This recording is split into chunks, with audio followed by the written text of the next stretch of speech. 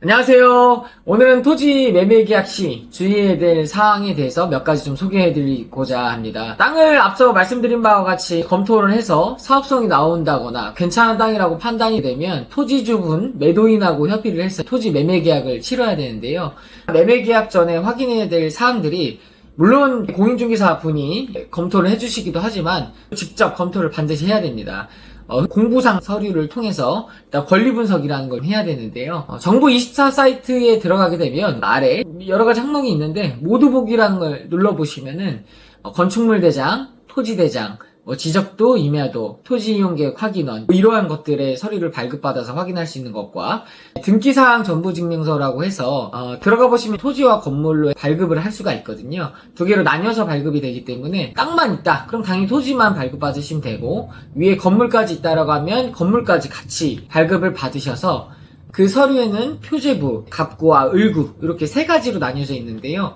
표제부에는 건물이나 혹은 토지에 관한 표시에 관한 정보들이 나열이 되어 있고 갑구 같은 경우는 소유권에 관한 사항, 토지나 건물이 소유권이 누구에서 누구로 이전되었다 이런 기록들이 나와 있습니다.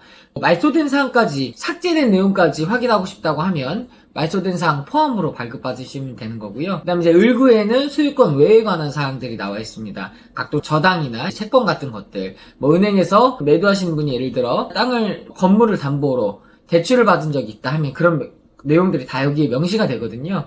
그런 것들이 반드시 말소가 되어야 100% 깨끗한 물건을 그대로 소유권을 넘겨받는다라고 보시면 되겠습니다. 이런 권리 분석을 했을 때에 만약에 정리되지 않은 사항들, 채권 같은 것들이나 혹은 압류가 들어와 있다거나 이런 사항들이 있다. 혹은 불법 건축물로 신고가 되어 있다. 이런 부분들이 있다고 하면 당연히 매도인 측에 완전하게 정리한 뒤에 잔금을 치르겠다고 협의를 사전에 해놓으셔야 매도인 분도 그걸 정리하기 위해서 미리 준비하시고 노력을 하실 겁니다. 이런 권리 분석이 각종 자료나 이런 것들을 통해서 분석하실 수도 있지만 그런 부분이 많이 어렵다라고 하시면 공인중개사 분들께 소정의 비용을 드리고 권리 분석을 요청할 수도 있거든요. 그런 것들을 꼭 활용하셔서라도 작은 금액의 부동산 가격이 아니잖아요. 그런 만큼 반드시 권리 분석을 꼼꼼히 하셔야 된다는 점 기억하셔야 되겠습니다.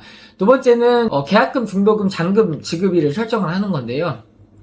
부동산 개발을 한다거나 이 땅에다가 내가 직접 신축을 해본다라고 할 때 어쨌든 그 모든 돈을 다 가지고 직접 사업하는 경우는 굉장히 드물다고 말씀을 드렸는데 금융기관을 통해서 보통 대출을 받아서 진행을 하기 때문에 대출기관의 대출에 관한 조건들을 또 미리 확인을 하셔야 됩니다. 보통 땅값의 20% 정도를 자기 자본, 내 돈으로 사고 나머지 80% 정도를 사업비로서 금융기관 대출 받으면서 사업이 진행되게 되는데 쉽게 말씀드리면 땅만 사기 위해서는 브릿지론이라는 걸 활용을 해서 땅의 나머지 80% 대금을 금융기관을 통해서 조달하는 경우가 있습니다. 이러한 대출을 위해서 일정들을 같이 고려해가지고 계약금, 중도금, 잔금일을 설정하셔야 된다는 거. 왜냐면 계약금은 보통 10% 정도 내잖아요. 만약에 중도금, 잔금일을 제대로 지키지 못했을 때 매도인 측에서는 계약을 파기하고 계약금 10%를 몰취할 수가 있거든요. 한마디로 꿀꺽 삼킬 수 있는 거기 때문에 그런 것들을 너무 쉽게 생각하시고 만약에 못 지키면 나중에 다시 얘기해서 좀 봐달라고 하면 되겠지 라고 하면 큰 낭패를 볼 수 있게 됩니다. 그래서 계약금, 중도금, 잔금일에 관한 사항도 미리 전반적인 자금 스케줄 같이 고려하시고 더 나아가서는 인허가나 사업 일정까지도 꼼꼼히 챙겨서 같이 챙겨보신 다음에 토지주분하고 언제까지 어떤 대금을 치르겠다라고 협의를 하시는 것이 중요합니다. 그 다음으로 살펴볼 거는 매매계약서상 마지막 부분에 보통 특약사항을 기재를 하거든요. 특약사항에 토지주분하고 협의해서 기재해야 될 것이 있다면 반드시 미리 협의하신 다음에 합의를 보시고 그 내용들을 특약조건에 기재해 주셔야 나중에 분쟁의 소지가 없습니다. 소송이라고 하면 다 치를 떨듯이 보통 긴 기간과 에너지를 소모한다고 하잖아요. 그렇기 때문에 이런 부분들 미리 꼭 협의하셔서 기재하시고 예를 들어 토지 밑에 쓰레기가 매립되어 있었다. 근데 이런 부분들을 명확히 정리하지 않으시고 그냥 땅을 구매를 하셨는데 이제 공사해야겠다라고 생각해서 지하를 파봤는데 쓰레기가 잔뜩 나왔다. 이건 당연히 매수인 입장에서 억울한 거잖아요. 근데 그때 가서 이제 매도인이 나는 몰랐다.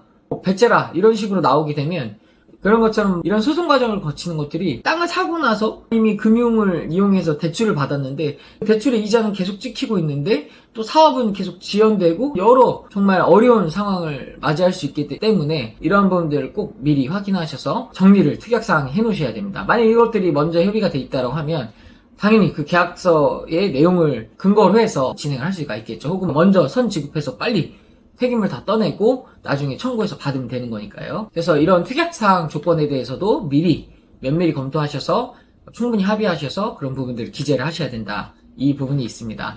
마지막으로는 현장 조사에 대해서 말씀드리려고 합니다. 보통 현장에 나가서 확인하는 것들을 이야기하는데요. 대부분 중개사 분 말만 믿고 혹은 아시는 분 또 지인이라고 해서 현장에 나가보지 않고 계약을 무턱대고 하시는 분들이 많습니다.